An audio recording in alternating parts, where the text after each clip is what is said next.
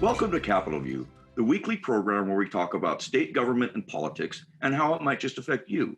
Joining me this week on CapitolView is Jerry Nowicki, State House Bureau Chief for Capitol News, Illinois. Welcome, Jerry. Thanks for having me, Bruce. Also, longtime State House reporter Charlie Wheeler, who also is former head of the Public Affairs Reporting Program at University of Illinois, Springfield. Welcome, Charlie. Thank you, Bruce. It's good to be here. Yeah, well, let's jump in as we always do. The legislative session has drawn to a close just within the past couple of days here. Lots of stuff got done. Lots of stuff didn't get done. One thing that remains on the plate, one large issue, appears to be energy. They have not figured out collectively, the legislature and the governor, what to do to keep nuclear plants open that Exelon says requires a very large subsidy, and what to do about fossil fuel plants that the governor would like to close, shut down by 2035, 2050, that some of the dates have moved a bit. I think the most recent one is we're looking for 2050. I hope I have that right, Jerry. You've been covering this issue for a couple of years, Jerry. Where are we at? What remains to be done, and what might sticking points be? Yeah, it seems like natural gas plants are the sticking point at this point. The Senate president said he's confident we're going to get there. The sticking point appears to be in the Senate at this time. But you never know what's going to happen in the House either. There's more legislators there. You could lose votes at any time.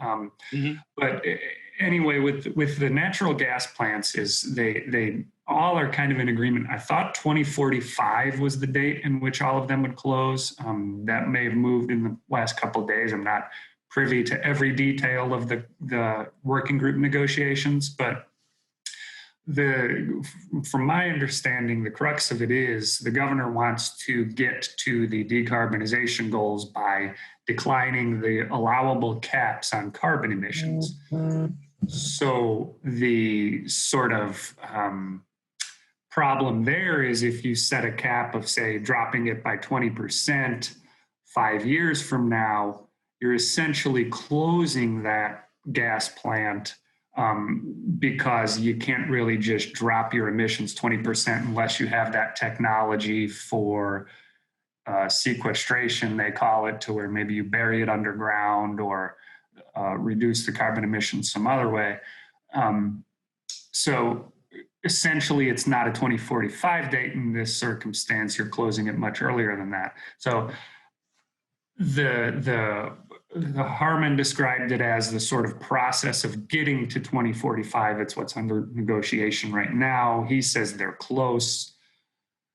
I've heard that since 2019. We're close. We need to get it done by this deadline. You know, I won't speculate as to what will or won't happen, but there does seem to be some confidence that it'll get done this summer. But there's been confidence for 2 years, 3 years. So, and Exelon has said that absent a subsidy, it will be closing 2 plants, I believe, sometime this fall. Dresden and the other one, it just starts with a B. Byron, yeah. Byron, by Rockford. Yeah, and so that's also in play. How much is it even possible to know how much Exelon may have been driving this? In past years, they've been accused of the company is calling the shots. That hasn't seemed to be as popular a thing to accuse folks of doing this time around. Am I wrong, or what sort of role has Exelon played here in comparison to what roles it may have been played in the past? Yeah, so I don't know if it's like the corporate executives of Exelon that are raining down decrees as to what's going to be in this bill. I don't think that's the way this is happening, but the Exelon's interests are also the interests of labor unions, because there's, I think they estimate around 2,000 jobs that will be affected if you don't get subsidies for these plants. So what it does is provide $694 million over 5 years for 3 plants, actually. I forget which one the third one is, maybe Braidwood. But so it's $694 million for 5 years for the 3 plants, which is a far smaller subsidy than which was in the Future Energy Jobs Act of 2016 for Clinton and the Quad Cities. I believe that was 2.3 billion over 10 years, roughly.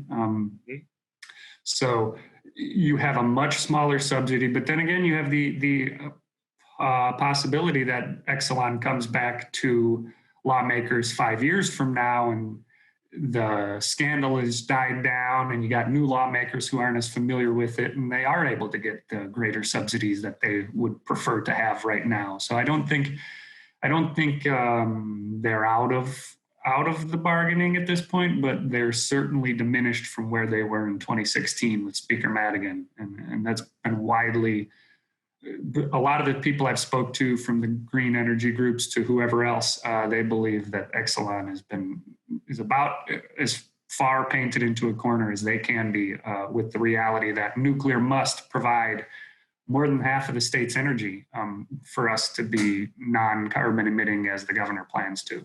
Yeah. And 694, that's twice what had been talked about, I think, when the governor first unveiled his proposal, nearly twice, but that was only for 2 plants, not for 3. So the numbers have shifted quite a bit.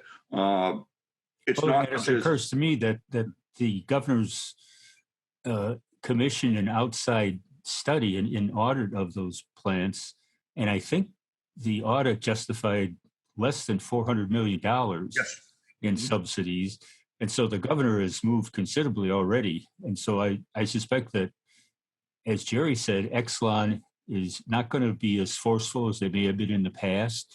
And they're probably just as happy as can be that basically the governor has almost doubled the initial offer for them. So it's not the nuke plants that are the problem. It's how do we preserve the jobs of the coal-fired plants? How do we make whole or protect the communities that, 15 years ago bought into the notion that, we're going to have this wonderful new coal generating plant and it's going to be so environmentally friendly and blah, blah, blah. Mm-hmm. Our local power company, City Water, Light and Power, municipally owned utility here in Springfield, faces that difficulty with one of their newer plants. They say that if we follow the governor's guidelines to close down coal-fired plants, we'll be left having to buy power from somewhere else. At the same time, we're still trying to pay off the cost of building this Dahlman plant. Yeah. So that to me is where the hang up is. How do we eliminate the coal-fired plants as the governor wishes to do, so that we're moving towards being carbon-free, but at the same time protect the communities, not just in Illinois, but in neighboring states that bought into the notion for this power plant down in southern Illinois, which, if I'm not mistaken, is like the 9th largest carbon polluter in the nation. Yeah. And, yours is an excellent point, Charlie, particularly, I think, when it comes to CWLP, City Water, Light and Power, the municipally owned utility here in Springfield and Prairie State, you're right, a very large facility in downstate Illinois.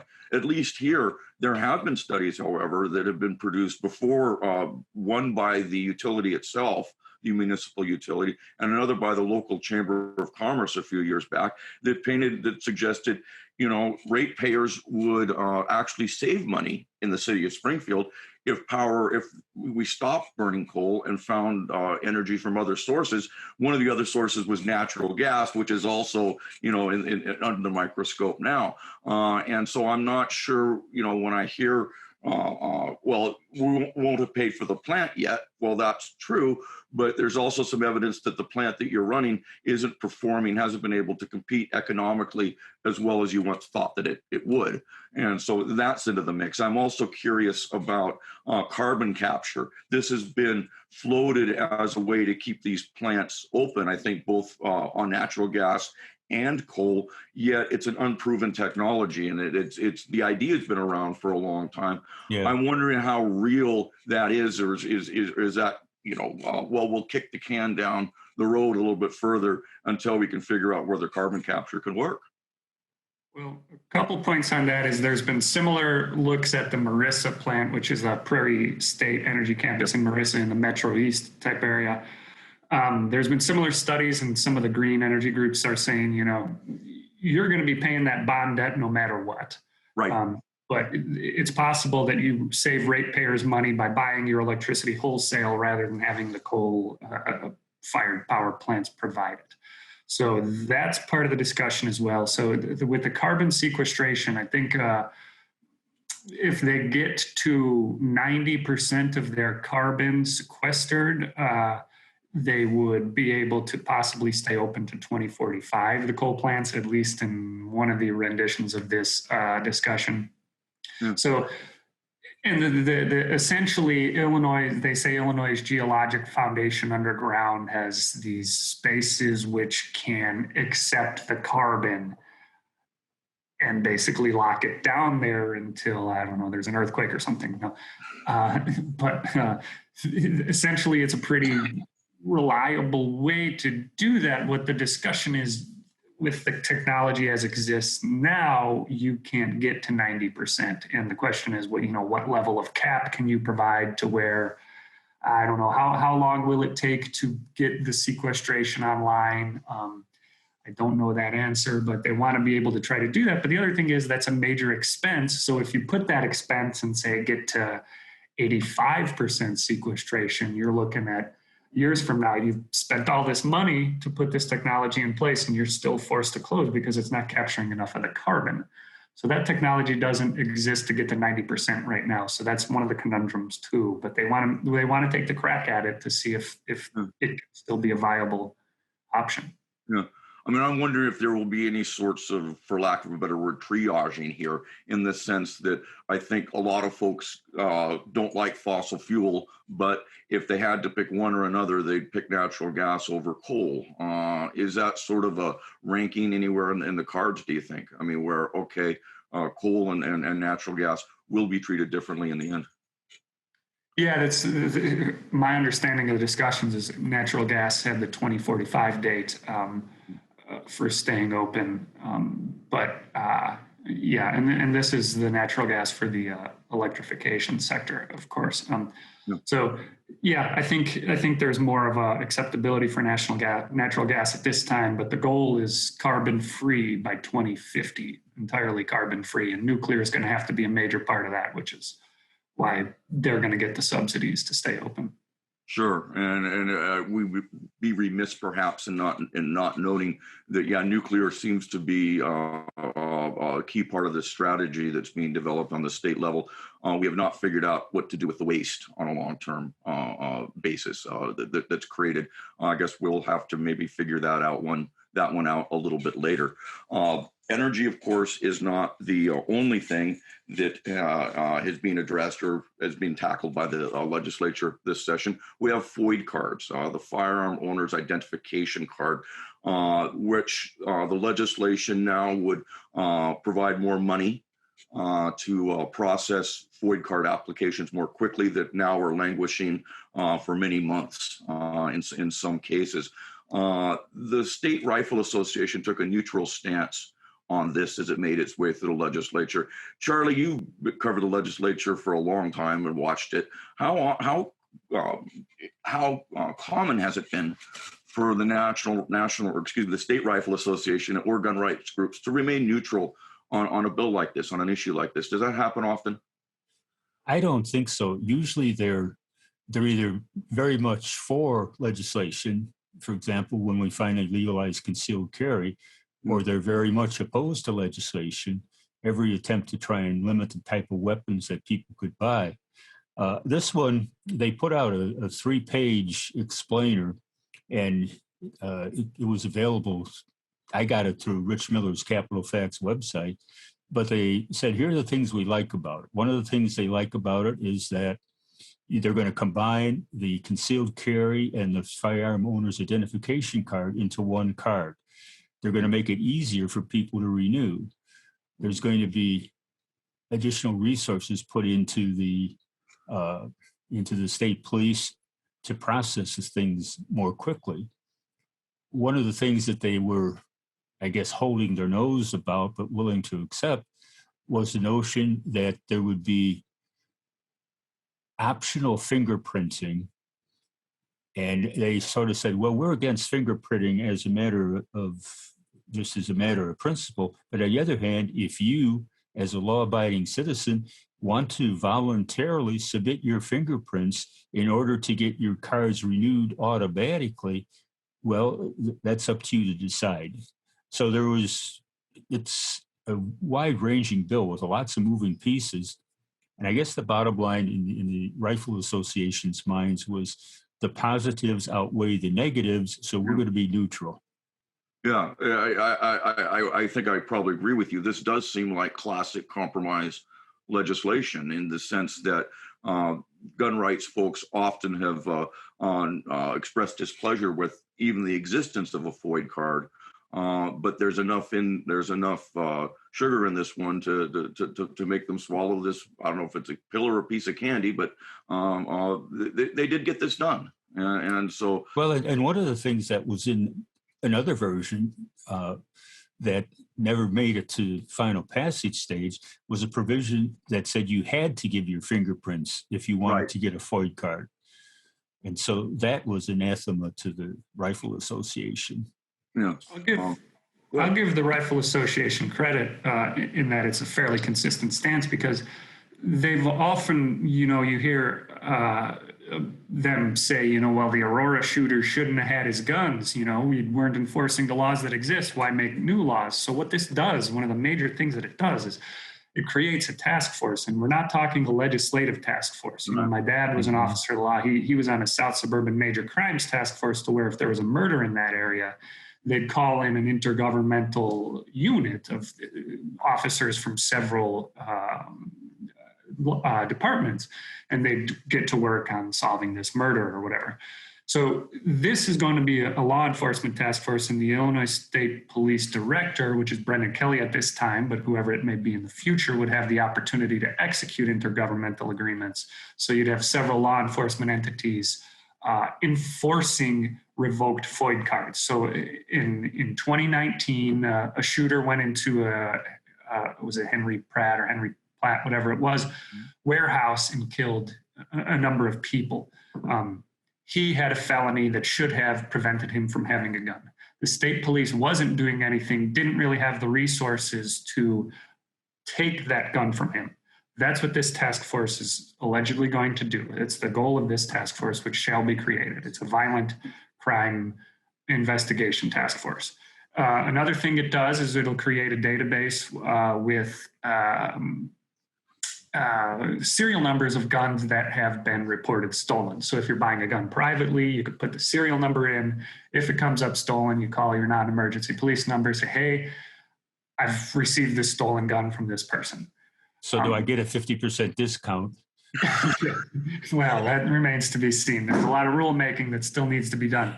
But so the thing is, one of the major things is the resources. Currently, your $10 FOID renewal fee gives $6 to the Fish and Wildlife Fund. That's gone.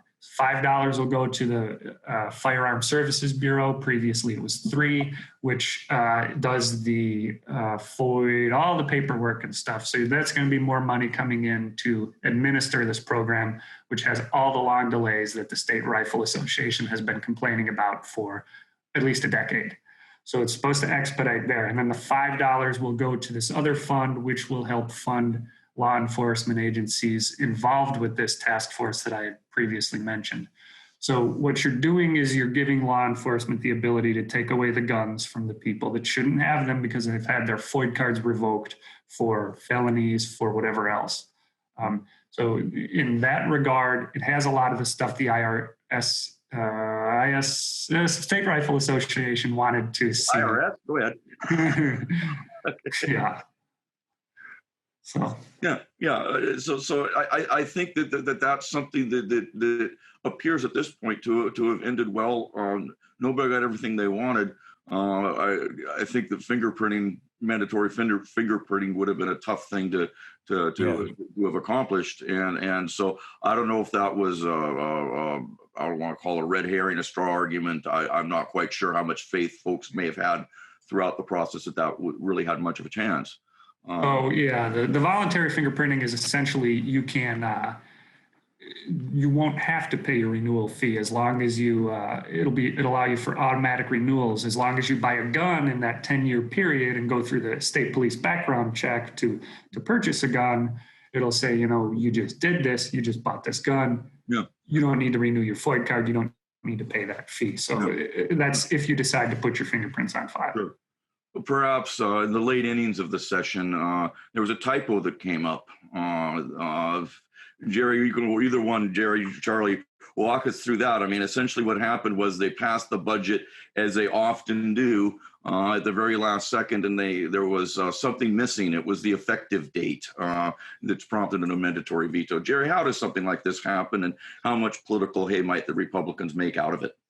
Yeah, well, it happens when you rush things and you pass them when everyone's ready for bed and all the reporters are ready for bed and going off our 5th cup of coffee for the day. You mean you didn't read the whole thing, Jerry? I'm sorry. All 3,000 pages in the 1 hour or whatever it was that I had it. No. So, staff's human. Staff's as tired as everyone else. But the fact is, it'd be nice to get some more notice on this. We all know that, Bruce. You know it as well as anyone. Yeah, absolutely. We can't react to this stuff and report on it adequately. It's just not. Yeah. Yeah. And I would guess this is not going to be something that becomes a big campaign issue, because this is pretty much in the weeds. So this bill was what, Jerry? It was like 3,800 pages long or something like that. And it had 700 and some odd sections. And some of those are to provide additional money for the fiscal year that's going to end in a couple of weeks on June 30th. And others parts were for the fiscal year that starts July 1st. And when they cobbled the bill together, because there was another bill in the Senate that did not get called, that had all the capital reappropriations, money that was allocated in the past but was not spent, and they were going to put it in this budget. When they cobbled that bill into the other one, they forgot to change the section that says, here's when these different parts of the bill become effective. And so a goodly chunk of it was left in a legal position in which it would not become effective until next June 1st. And obviously, if you're trying to provide more money for things that happen this year, it doesn't do you any good if you don't get the authority to spend it until 11 months later. And it doesn't do you much good for next fiscal year if it doesn't become effective until only 1 month left in the fiscal year. Yeah. So the governor had to come in and do the mandatory veto. I must say, in my memory, I cannot remember there ever having been a mandatory veto on a budget bill before. Yeah. Yeah. Well, I mean, this year, as contrasted with some prior years, we didn't hear as much stuff about the state being broke, that our finances are perhaps a bit better than they may have been a few years ago. If there was a good time to maybe, as Jerry rightly notes, pulling, a budget together and voting on it an hour after you first see it isn't ideal, I think, for a lot of folks, including folks like us who are charged with reporting it, but also folks who have to vote on it. If ever was a year, I guess I'm saying that it might have been possible, this may have been it, but it didn't happen. We're running low on time, so quickly I want to chat a bit about some winners and losers in the legislature during this past session. I think that we've talked about the energy bill. We've talked about the FOID card issue. I'd like to talk for a second about Chris Welch. He's, Charlie, we were talking before we started, different style than his predecessor. What jumps out to you about his performance during this past legislative session? Well, I think he's a much more collaborative leader than former Speaker Michael Madigan. Madigan played his cards close to his vest. You were never really sure where he was going, what he was going to do. And members would complain that and this is a line from probably 20 years ago, that we're treated like mushrooms. We're kept in the dark and fed, fill in the blank. But Welch was very open with his membership. And Rich Miller did a column. He talked to the 19 people who, before the session began, said, I will not vote for Michael Madigan no matter what. And they all were very complimentary of Speaker Welch. in terms of his openness, his accessibility, his, what would you say, communication with the caucus, and the fact that members were involved actually putting together some of these pieces of legislation. Yeah, and he was also, I think, he sat down for more than a few interviews, I think, with the media, more so perhaps than his predecessor had done, and so that's for the good too. Unfortunately, though, at this point we are out of time, and so thanks everybody for joining us, and we'll see you next week on Capitol View.